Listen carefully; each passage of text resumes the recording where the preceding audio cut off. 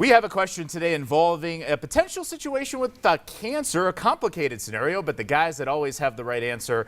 The Law on You, attorneys Greg Felleman and Ed Saramboli. How are you guys today? We're doing great. It's been a long week, but we're ready to go. All right, it is time to get to our question, and this one involves a potential cancerous situation. I had a mole that my doctor said I should have removed. It was not cancerous. It was the size of a pin.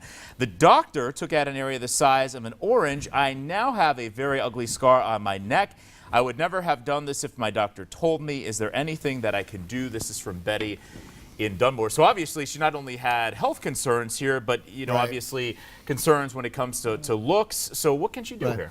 Well, Betty, in your situation, every patient has the right to be, have informed consent whenever they're going through a medical procedure.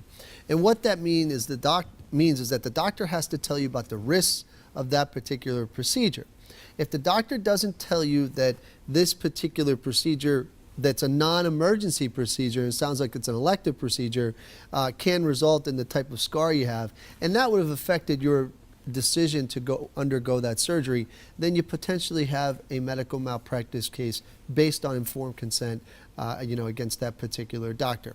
Now, whether you should actually pursue it or not, that remains a different story because you also have to look at the damages, aspect of the case. But generally speaking, to answer your question, you potentially would have a malpractice case. I agree. The thing is, from a damage perspective, as we talk about all the time, medical malpractice cases are always contested, they're always litigated, and for the plaintiff's attorneys like us, it costs a huge amount of money to put them in court. So, in this case, we would need more information. We would have to take a look at pictures, or see the scar, see pictures of it, and then we could make an accurate determination if you have a case. But again, a little more information, and if you are thinking about it, do not hesitate. Go get your records, get them all together, and then sit down with an attorney and get the answers you need.